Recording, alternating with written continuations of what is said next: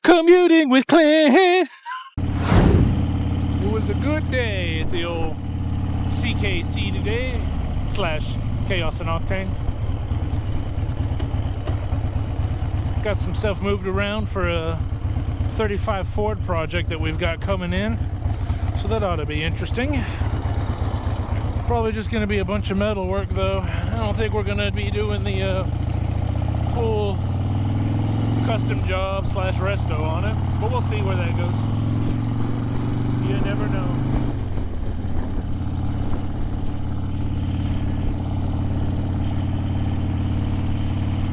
Oh my lord, put the wrong one.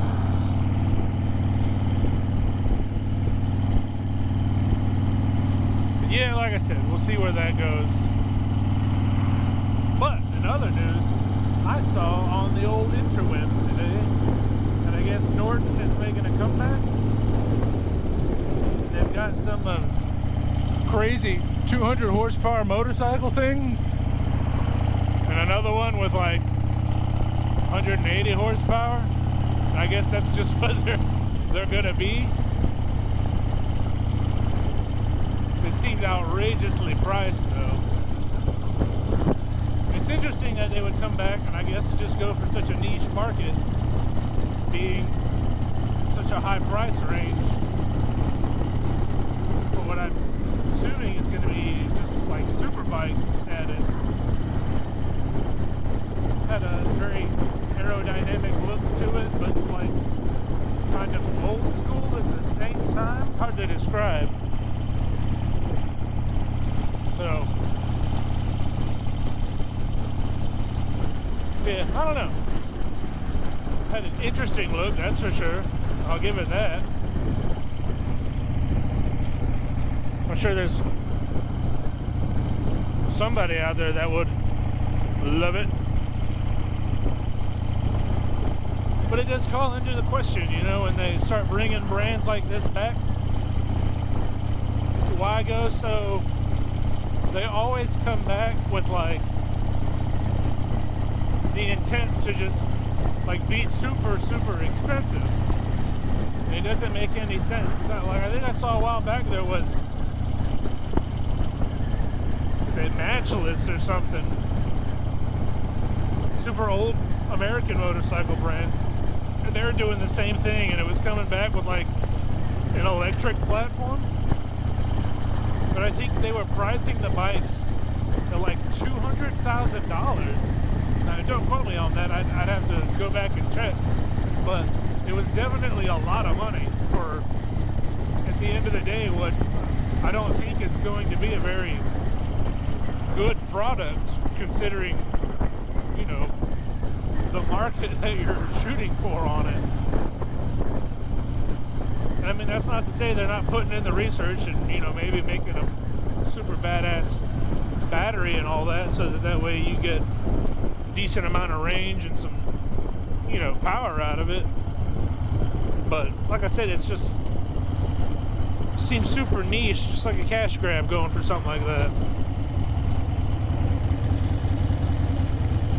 But I am not a businessman, so what do I know, right? I mean, personally, if I was gonna spend the money on like a super badass bike, performance oriented, maybe cruiser like, I'd probably go for an Arch motorcycle, Viola, Keanu, and Mark Holland. Those, I love them. You know, like custom built, they just strike me as like really badass bikes. But that's just me. I also have, you know, I just like weird bikes at the same time too, so anything custom and or a little quirky, I'm all about it. It's like I would love to have a CBX, but you know, those are kind of hard to come by. I haven't seen too many for sale.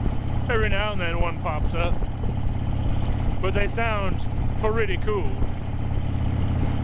Other than that, you know, we're always looking for projects to work on, stuff like that. I want to build a bobber with like a Ducati motor. Then there's always the Harem Hauler, which is the project we're looking to do. I would love to find a client for that one, honestly, because that one's going to be pretty sweet, but it's going to be very era specific at the same time. So, you know, you need a very specific ass for that seat. Oh, there's Raijin. That's the one that we're currently working on, which hopefully we'll start getting some videos of that.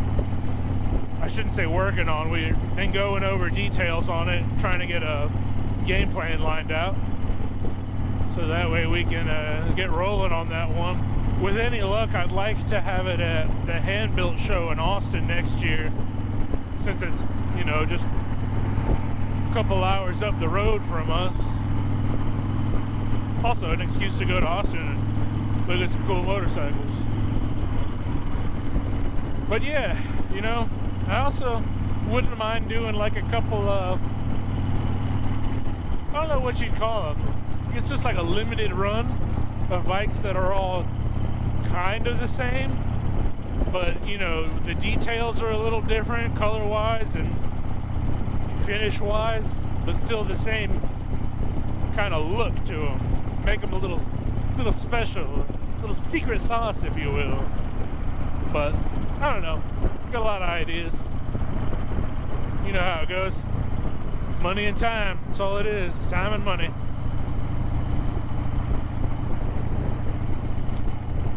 But we shall see.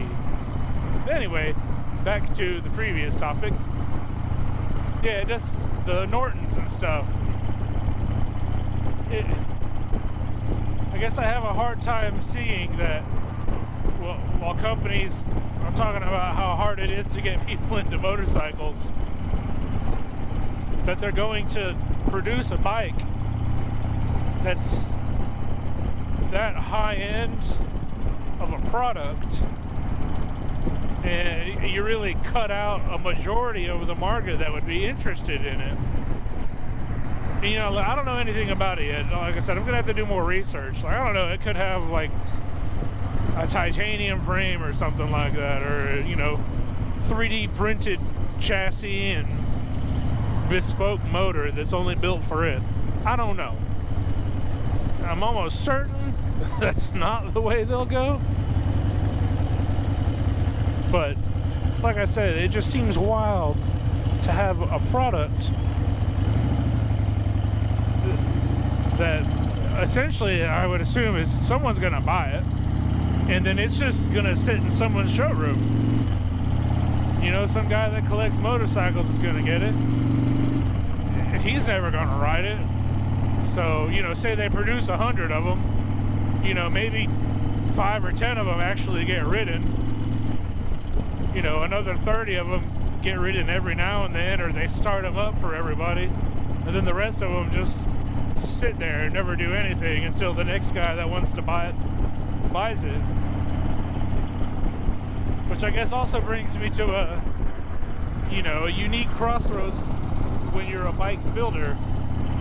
You know, it's at which point, you know, is it more art than it is functional machinery? Because to me, when we're designing or building anything, the main goal is to ride or drive it. And I would never want anything that I built to be relegated to just fancy furniture, you know? Because, you know, it's not cheap to build anything either. Like, I talk about this bike being expensive. Yeah, you know, I mean, if you do a full custom bike or a full custom car, ground up, it's going to be a lot of money. And I'm not going to say that it's not. But at the end of the day, I'm still expecting the guy that I'm building said product for to ride it. Because that's its intended purpose.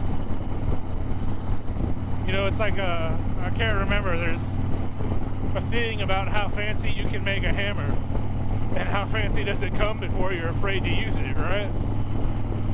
I'd like to think that anything I build or design will always be used for its intended purpose.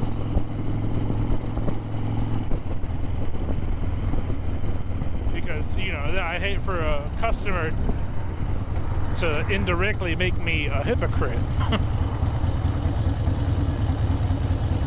Because that's like we got my van. I got a 61 Econoline that I want to work on.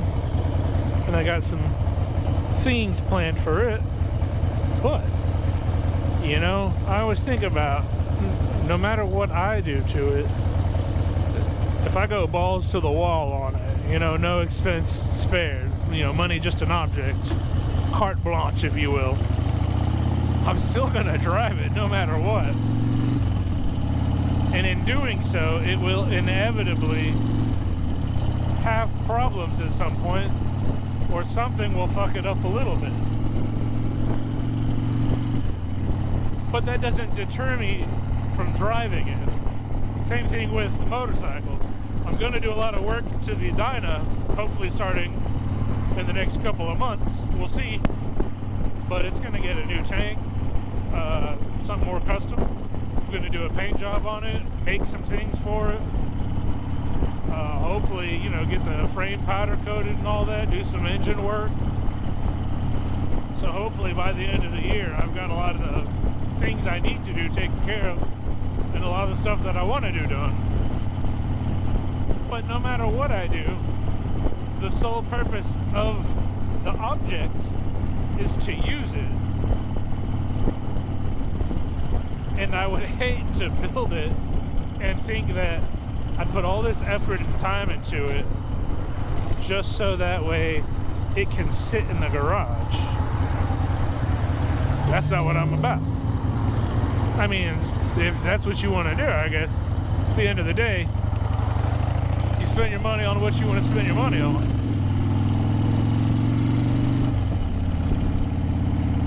But it just seems so wild to just have something like this, and it's exactly the way you want it,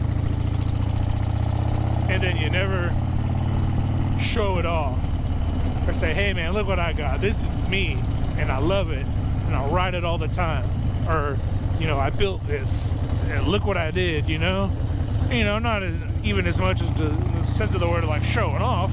I don't want to brag about what I did and all that, but I think if you do something, you should be proud of it.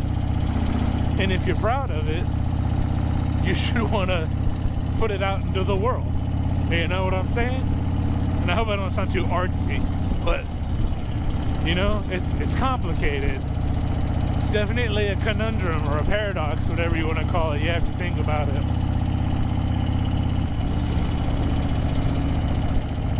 But, you know, I don't know. Just something to think about. Well, anyway, here we are at the house. I believe that is going to be the end of the ride home.